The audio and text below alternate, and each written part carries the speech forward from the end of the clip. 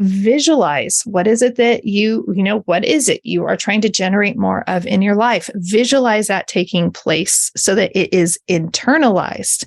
And the more that we see it and we believe it, it starts to take place in our life. It's pretty darn cool.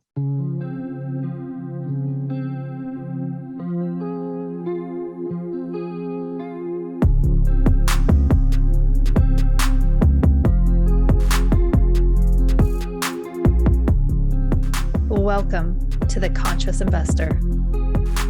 Let's get started.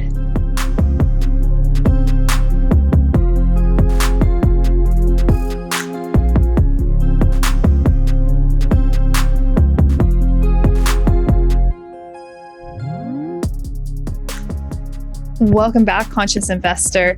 On a scale of 1 to 10, I just want to know, how motivated are you?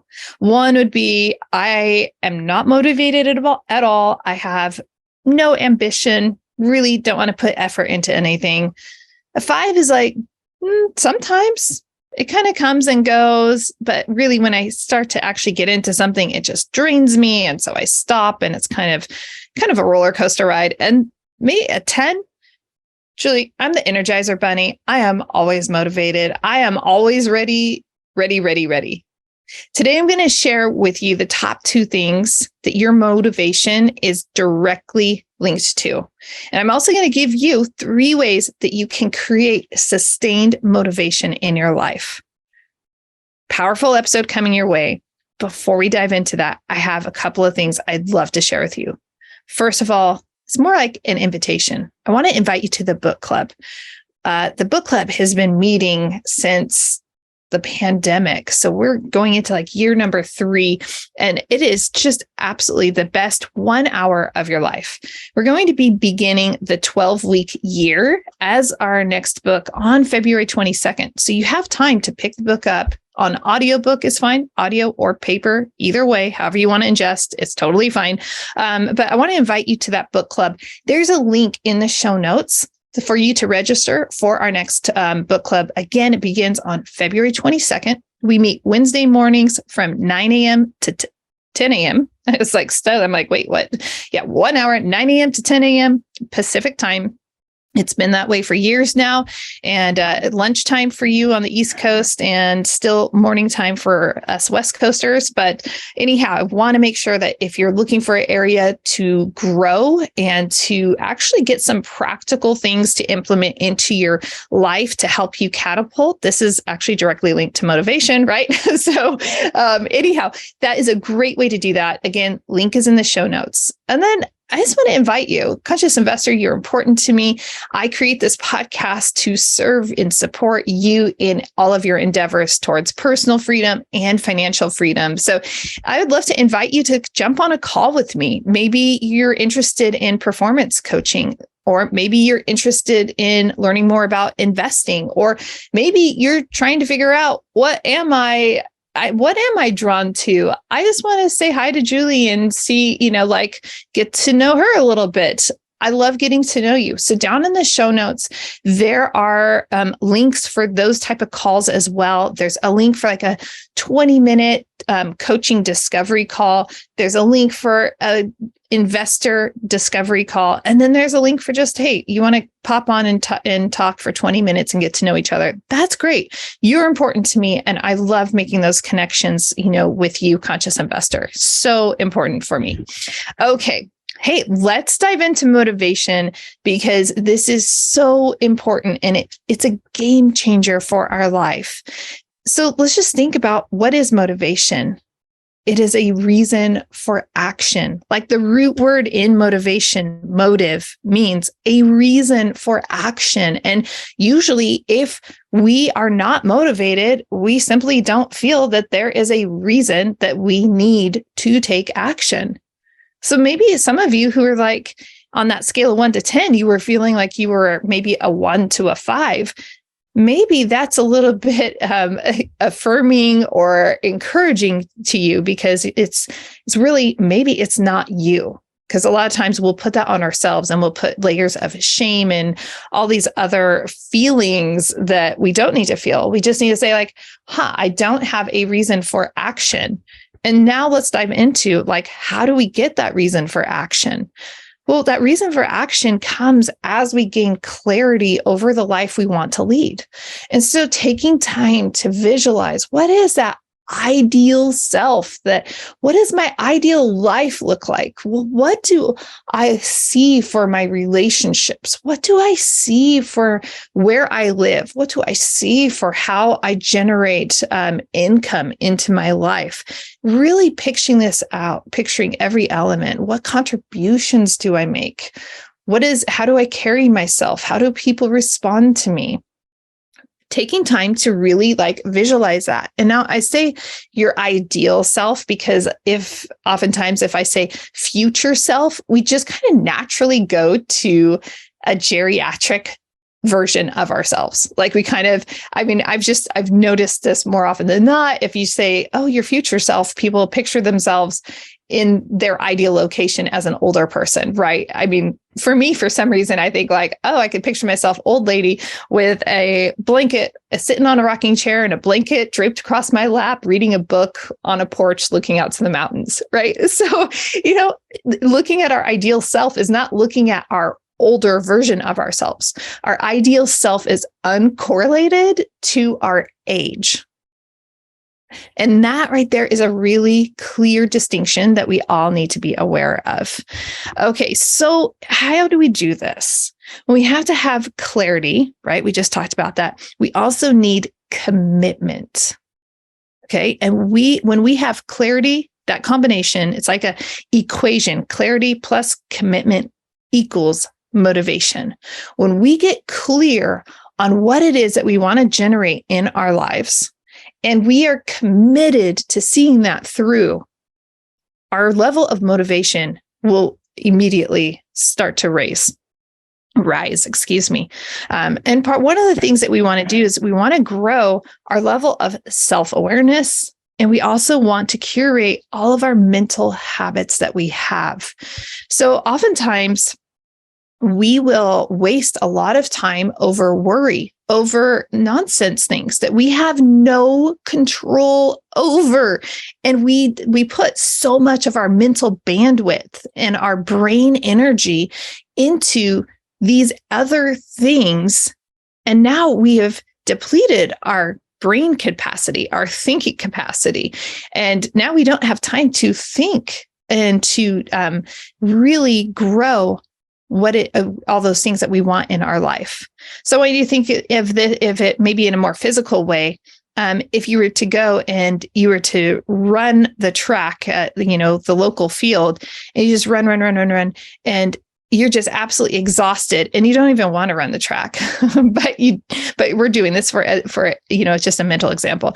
It's like having your brain go and run laps on this track. And then now the thing you really want to do, maybe it's like you want to go dancing at night, or you want to go hiking to 14er with Julie and her friends. And now you're just exhausted physically. You're like, but I just gave it all over there. I can't, man.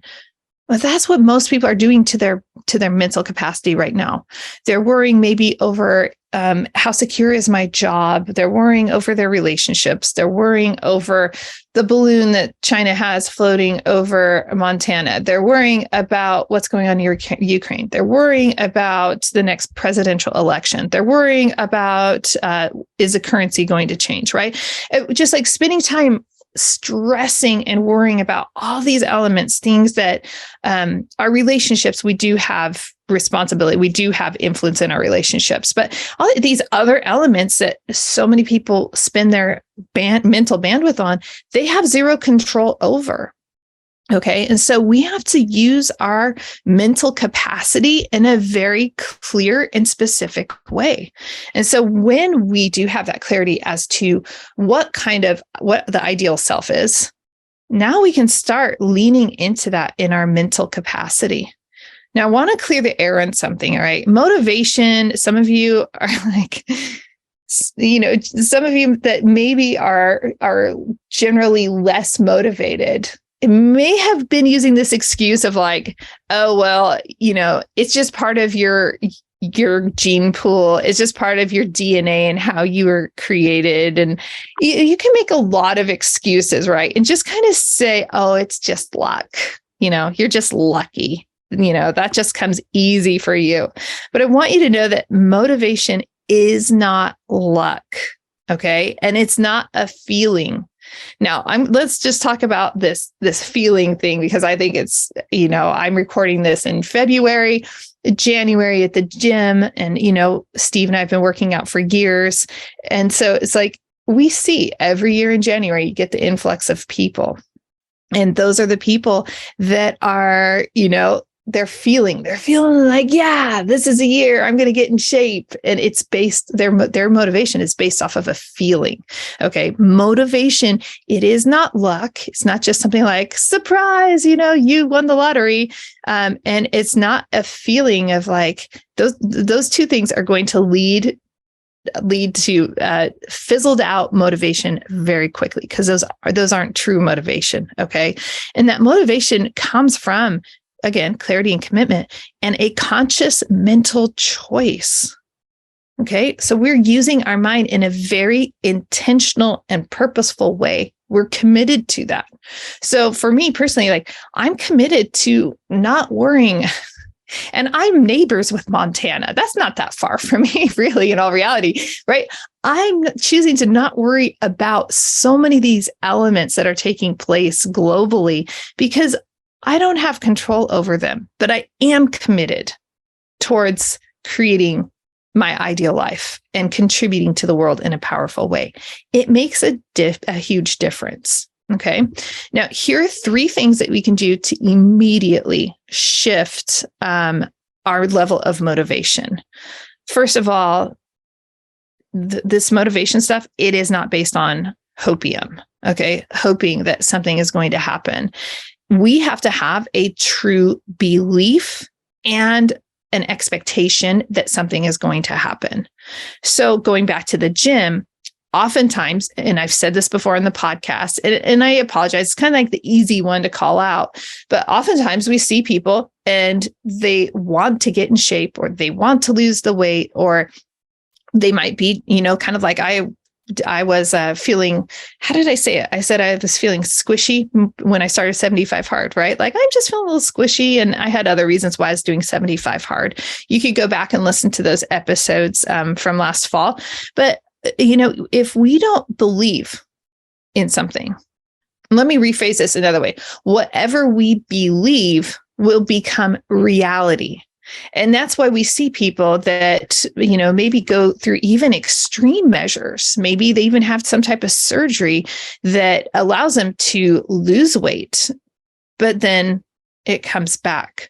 It's because there's not a deeper belief about themselves, right? It's like in this case, it's like very much directly linked to identity.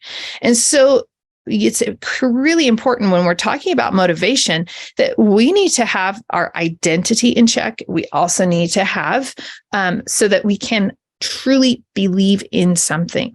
Okay. Like, no, I believe that I am capable of this with time and persistence and support and action and whatever it is that you need. Like, I can achieve this and I expect this to come about. So that is when we have low motivation. That's usually because we aren't really truly committed to this belief and we don't really expect it to happen. A lot of people will use past experiences as excuses to not expect things to happen. I used to be like this, it's like, I'll just do my best, but I don't know what to expect. I really don't have power over what the outcome is going to be. And I had to shift my own thinking on this. It's like, no, actually, I have the ability to create these things and it can come about. So going back to, why is it? And maybe this is something you want to like hop on and have maybe working with me as a coach is going to help you overcome some of these different beliefs that you have that are deeper within you. I had to unwire. I have a great family, had a good childhood, but I had to unwire some thinking that it wasn't necessarily put there by anybody else. It was just how I perceived myself and my place in the world. So definitely check in. We're not ever hoping. We have belief and expectancy. Take time. One thing you can practically do to help this is actually visualize what is it that what is it you are trying to generate more of in your life? Visualize that taking place so that it is internalized. And the more that we see it and we believe it, it starts to take place in our life. It's pretty darn cool. All right. The second element is that we have to give attention and effort to something. So this is where a lot of you are going to be like, okay, I get it. This is why it's not hope. It's not like we can be like, oh yeah, I visualized this and it's all going to come to reality. No, that's not how this works, right? So we actually have to give our mental attention consistently to something. And we also have to put in the sweat equity. All right. And that is our brain might be sweating. I've done a lot of brain sweat over the years. And we have to have this consistent mental attention. And the more consistent that we are with that attention mentally and practically in whatever effort, for me, like podcasting or networking and going to events and spending time specifically with my family and like protecting that time, just being very diligent, right? Being very clear about these things is going to change life.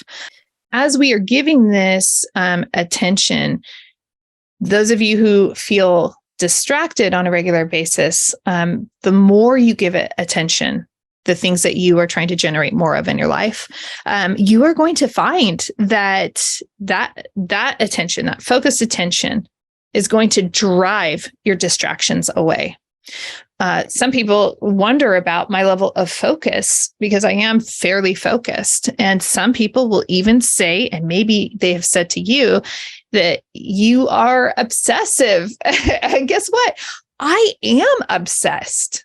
And that's not a bad thing. Obsession does not have to be bad, especially when you're creating something really great. My obsession leads to I can hang out with my family and go snowboarding with them on Fridays when everyone else is in school and doing X, Y, and Z. We get the mountain and it's quiet and calm and wonderful, right? Like, because I'm obsessed, I'm able to create this life that I love. But it takes that mental attention, right? And so additionally, just how we are hardwired as human beings, when we are actually putting in our effort, when we get that like sweat and toil, and that could be physically, I love being out on a mountain bike or something. And, that's like, feels so great. It could be also mentally. Okay. Our brains do sweat, not literally. I don't know. Maybe they do. But we won't get, I'm getting distracted. Look, I'm getting distracted. That's so fun. So funny.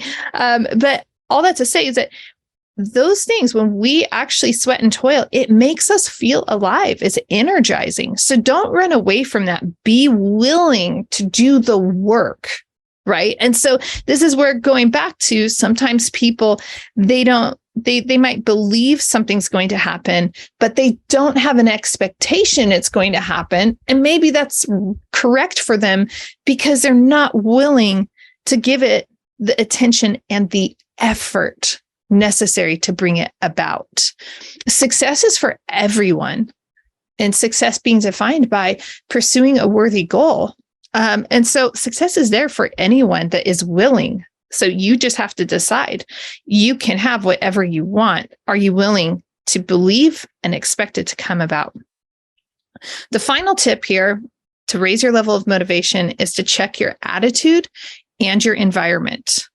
So our attitude is a conscious choice. Our feelings are a conscious choice that we can make. And I know it's hard. My daughter and I both talk about this from time to time because she and I can both get a little bit sour and And so we can relate to each other and say, like, it's so hard when you're in a funk, or, when you have your feelings hurt or something. It can be very hard to shift those feelings into something different, but we can train ourselves, and we can give ourselves some space to make those transitions and to choose the feelings that we want to have in our life. Like, our feelings don't have to be completely linked and correlated to the world around us and to the people around us. Like, there are people that have been in concentration camps and in very horrific situations, and still found the feelings of joy, happiness, contentment. So if you're not, check your feelings and consciously choose your feelings, consciously choose your attitude, because attitude changes your outcome in life. Also, choose who you are around. Are you around like genuine positive people? Like, if you're around genuine positive people, they are more than likely really motivated people, and they're going to help raise you up. So hang out, check who you're hanging around. We've talked about that on the podcast before. And recently, Cameron Harold and I had a great conversation, and he brought this up, and he said, on his vivid vision, sometimes he's like, sometimes I always look through, and do I need to fire friends? Right? That's okay. Maybe everybody's outgrown a situation. Okay. That's okay. But you want to make sure that people you are hanging around, that you guys are creating a positive environment, that you guys are genuine and sincere with each other, so that you can lift each other up. And finally, on this environment situation, check your environment. If your environment doesn't bring peace, joy, happiness to you, switch it up. Coincidentally, when I lived in California, I may have mentioned this on the show before, but when I lived in California and I was writing, I would choose a Starbucks location based on my energy level, based on my mental level. I was very, very specific. Now I don't have any options. So in this case, but I remember I'd be like, okay, I'm going to go to the Briggsmore Prescott Starbucks because I know the energy is going to be X, Y, or Z. I'm going to go out to the scenic Starbucks because that one is going to be X, Y, Z. But I always chose the location of where I was going to be situated for a few hours based upon my energy level and the energy that that specific location generally produced. And it had a direct correlation. So think about, what is your space like? Do you like walking into your bedroom, or is it cluttered? Is it dark and you want it to be bright and cheerful? Or maybe you want it to be, darker, and so that it feels more calming to you, like taking care to create the environment that you enjoy stepping into, the environment that you enjoy living in, and the environment that you enjoy working in. I know that I take time to, ensure that my studio is kind of organized, because I have to have space that's organized. But when I converted this little outbuilding into my studio, I was very intentional about, okay, well, what color I'm going to paint these walls. They were wood before. I'm going to stain the ceiling. I'm going to put a pretty chandelier in here, and I'm going to have some furniture and a comfortable chair because I need that. And I just really worked intentionally to create this space where it's welcoming, and I want to come into this space, and it helps with the creativity and the conversations and everything because of how I feel here. So choosing the people that we are around and choosing the environment because we have so much choice over the environment, like so much choice over our surroundings. And so taking time to do that is going to amplify our motivation. All right. Dang, that's a lot. I hope that served you well. Remember, clarity and commitment are directly are correlated with your level of motivation. Okay. And it is a mental choice. It's not luck. It's not a feeling. It's a mental choice with your commitment. Motivation is not this hopium.